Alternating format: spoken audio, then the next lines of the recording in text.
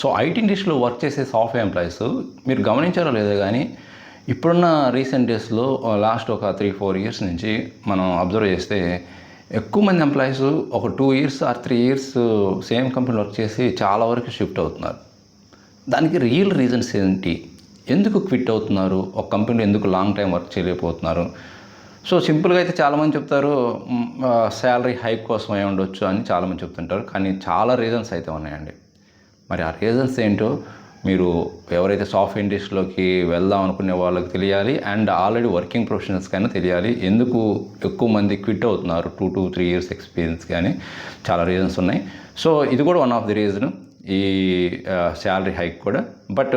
అది కాకుండా ఇంకా కొన్ని రీజన్స్ అయితే ఉన్నాయి. మరి నేను చెప్పే రీజన్స్లో మీరు ఎలాంటి ప్రాబ్లం ఫేస్ చేశారు, మీరు కూడా ఇలాంటి సేమ్ ప్రాబ్లం ఫేస్ చేస్తుంటే కామెంట్ రూపంలో తెలియచేయండి. మరి ఫస్ట్ ఛాలెంజ్ ఏంటంటే, సపోజ్ ఒక ఫ్రెషర్ అనుకోండి, ఎంట్రీ లెవెల్ క్యాండిడేట్ అనుకోండి. తర్వాత మనం ఎక్స్పీరియన్స్ వాళ్ళ గురించి డిస్కస్ చేద్దాం. ఫస్ట్ ఫ్రెషర్ గురించి డిస్కస్ చేద్దాం. సో ఫ్రెషర్స్ యొక్క ఎక్స్పెక్టేషన్స్ రియాలిటీ అసలు మ్యాచ్ కావండి. వాళ్ళు ఎక్స్పెక్ట్ చేసేది ఏంది? హై శాలరీ ఉంటుంది, మంచి కూల్ ఆఫీస్ ఉంటుంది, అండ్ వీకెండ్ పార్టీస్ ఉంటాయి, ఎంజాయ్ ఉంటుంది, అండ్ ఇలాగా ఫ్రెషర్స్ ఇలాగ ఎంట్రీ లెవెల్ క్యాండిడేట్స్ థింక్ చేస్తారు. బట్ రియాలిటీలో అలా ఉండదు. వాళ్ళకేమో వర్క్ ఏమో డైరెక్ట్గా డెవలప్మెంట్ వర్క్ అయితే ఇనిషియల్గా ఎవరికి ఏదో సమ్ మెయింటెనెన్స్వి, సమ్ సపోర్ట్ రిలేటెడ్వి, ఆ టెస్టింగ్ రిలేటెడ్వి, ఇలాంటివి ఏవో కొన్ని ప్రాజెక్ట్స్ ఆర్ వర్క్ చేపిస్తారు.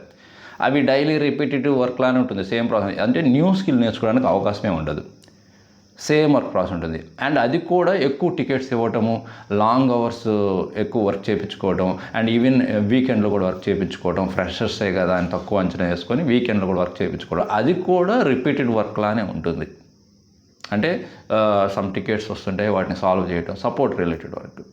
సో ఇక్కడ ఒక 2 ఇయర్స్ చేయగానే ఫ్రెషర్కి డెఫినెట్గా అనిపిస్తుంది, అరే ఇంక నేను కంపెనీ స్విచ్ అయితే ఏంటి, నేను అసలు స్ట్రాంగ్ స్కిల్స్ నాకు ఇవి ఉన్నాయి, పలానా చెప్పుకోవడానికి ఏమో పెద్ద ఎంఎన్సీ కంపెనీలో నేను వర్క్ చేస్తున్నాను, బట్ నాకైతే స్కిల్స్ స్ట్రాంగ్గా లేవు. మరి నేను స్విచ్ అయ్యే టైంలో మరి నేను ఏ స్కిల్స్ మీద స్ట్రాంగ్ అని చెప్పుకోవాలి, ఏ రోల్కి నేను అప్లై చేయాలని 2-3 ఇయర్స్ వర్క్ చేసిన క్యాండిడేట్కి, రియల్ టైం ప్రొఫెషనల్కి డౌట్ వస్తుందండి. అప్పుడు కన్ఫామ్గా ఇంకేమనిపిస్తుంది, ఇంకా స్విచ్ అవుదామని అనిపిస్తుంది, క్విట్ అవుదాం ఈ కంపెనీ, మనకు అసలు గ్రోత్ కనిపించడం లేదు ప్రొఫెషనల్గా. ఓకే, సేమ్ ఇచ్చిన వర్క్ ఇస్తున్నాడు, ఆ సపోర్ట్ ఆర్ మెయింటెనెన్స్ ప్రాజెక్ట్ చేపిస్తున్నాడు, అలా వస్తుంది అనమాట. నెక్స్ట్ది ఎక్స్పీరియన్స్ వాళ్ళ గురించి డిస్కస్ చేస్తే మీరు వినే ఉంటారు, బెంచ్ పీరియడ్లో ఉన్నారు, ప్రాజెక్ట్ లేక బెంచ్ పీరియడ్లో ఉన్నారు అని అంటారు ఎంప్లాయీస్ని, వర్క్ చేసే ఎంప్లాయీస్ని. అంటే బెంచ్ పీరియడ్లో ఉంటే ఆ టెన్షన్ వేరే అండి. అంటే మళ్ళీ నాకు ఇంకో ప్రాజెక్ట్ వస్తుందో, అసైన్ అవుతుందో లేదో, ఈ లోపు ఏం చేస్తారంటే ఇంకేదన్నా ఆల్టర్నేట్గా ఇతను కూడా ఏం చేస్తుంటారంటే ఇంటర్వ్యూస్ అటెండ్ అవ్వటము, అండ్ ఒక జాబ్ ఆఫర్ తెచ్చుకోవటం, కంపెనీ స్విచ్ అవ్వటం, క్విట్ చేసేస్తుంటారు. ఎందుకంటే బెంచ్ పీరియడ్లో ఉన్నారంటే మోస్ట్లీ ఇప్పుడు ఉన్న సిచ్యువేషన్ ప్రకారం 35 డేస్ ఎంత ఉంది, ఒక టైం ఉంది, పర్టికులర్ షార్ట్ టైం ఉంది. ఆ టైంలో కల్లా మీరు ఏదైనా ప్రాజెక్ట్లోకి మీరు అసైన్ అయితే ఓకే, లేకపోతే మిమ్మల్ని టర్మినేట్ చేస్తుంటారు, తీసేస్తుంటారు. సో అందువల్ల బెంచ్ పీరియడ్లో ఉన్న ఎంప్లాయీస్ అందరికీ ఒక టెన్షన్ ఏంటంటే నాకు వేరే ప్రాజెక్ట్ వస్తుందో లేదో అని వాళ్ళు ఆల్టర్నేటివ్గా ఉండి ఇంకొక జాబ్ క్విట్ అవుతుంటారు. అండ్ ఇంకొక రీజన్ ఏంటంటే ఇది ఎక్కువ మందికి మ్యాచ్ అవుతుంటుంది, ఎక్కువ మంది ఇలాంటి ఛాలెంజ్ ఫేస్ చేస్తుంటారు. ఏంటంటే ఎఫర్ట్స్ ఎక్కువ పెడుతుంటారు, బట్ శాలరీ అనేది మిస్ మ్యాచ్ అవుతుంటుంది. అంటే వీళ్ళు ఇచ్చిన వర్క్ని మంచి ఇన్ టైంలో కంప్లీట్ చేస్తుంటారు, అండ్ ఎక్స్ట్రా అవర్స్ కూడా వర్క్ చేస్తుంటారు, అండ్ మేనేజర్స్కి, టీమ్స్కి అంతా వాళ్ళకి నచ్చినట్టే వర్క్ చేస్తుంటారే కానీ ఎంత వర్క్ చేసినా కూడా ఆ శాలరీ ఇంక్రిమెంట్ అనేది పెద్ద ఇవ్వరు. ఇంటర్నల్గా ఇంక్రిమెంట్స్ అంత ఏమి ఉండవు, శాలరీ ఇంక్రిమెంట్స్ హైక్స్ ఉండవు. అండ్ ఇంకొక రీజన్ ఏంటంటే వేరే క్యాండిడేట్ ఎవరైనా సరే అదే ఎక్స్పీరియన్స్తో కానీ న్యూగా జాయిన్ అయితే వాళ్ళకి మాత్రం ఇతని కంటే ఎక్కువ ప్యాకేజ్ ఇవ్వటం, ఆ విషయం ఈ క్యాండిడేట్కి తెలియటం. సో ఇలాగా వాళ్ళకి చేస్తున్న వర్క్ కంటే కూడా శాలరీ కానీ మిస్ మ్యాచ్ అయిందంటే, ఆ తగ్గ ఎఫర్ట్స్కి మంచి ప్యాకేజ్ రాలేదంటే 100% అతను ఇంక ఈ కంపెనీ నాకు సెట్ కాదు అని క్విట్ అయిపోతుంటారు. ఎందుకంటే కంపెనీ చేంజ్ అయితే మంచి ప్యాకేజ్ వస్తుందని అతను థింక్ చేసి క్విట్ అవుతుంటారు. నెక్స్ట్ ఇంకోటి కూడా అండి, ఇది కూడా చాలామంది విషయంలో జరుగుతుంటుంది. సో ఎక్కువ compare చేసుకుంటుంటారు.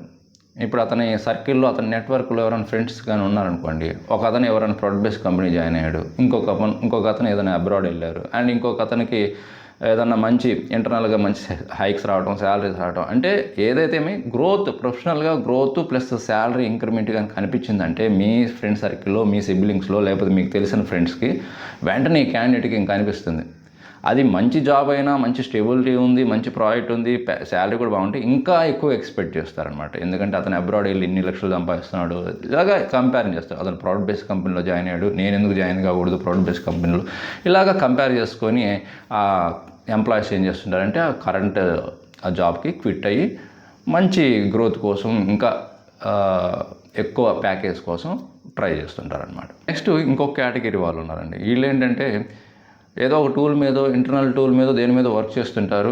Same 2 to 3 years experience వచ్చిన తర్వాత ఇంకా అదే టూల్ మీద వర్క్ చేస్తే నాకు ఫ్యూచర్ ఉంటుందో లేదో, అసలు నెక్స్ట్ ఏంటి, ఇప్పుడు అన్నీ కూడా న్యూ టెక్నాలజీస్ వస్తున్నాయి, ఏ టూల్స్ అంటున్నారు, అది అంటున్నారు, ఇది అంటున్నారు అని అతను ఏమి నేర్చుకోవాలి, క్లౌడ్ సైడ్ వెళ్ళాలా, డేటా ఇంజనీరింగ్ వెళ్ళాలా, నేను చేస్తున్న వర్క్ కరెక్టేనా, నాకు ప్యాకేజ్ పెద్ద దీనికి గ్రోత్ ఎక్కువ లేదు అంటున్నారు అని ఇలాంటి నెంబర్ ఆఫ్ క్వశ్చన్స్ రైజ్ అయ్యి అతను ఇంకా మంచిగా ఇంకో కోర్స్ నేర్చుకొని క్విట్ అవ్వడానికి ఛాన్స్ ఉంటుందండి. సో ఈ విధంగా డిఫరెంట్ వేస్లో డిఫరెంట్ ఛాలెంజెస్ ఫేస్ చేస్తున్నారు, డిఫరెంట్ వేలో వాళ్ళు థింక్ చేసుకొని ప్రజెంట్ ఉన్న జాబ్కి క్విట్ అవ్వడానికి చాలా ఛాన్స్ ఉంది అండ్ నెక్స్ట్ డైరెక్షన్లోకి మూవ్ అవుతుంటారు.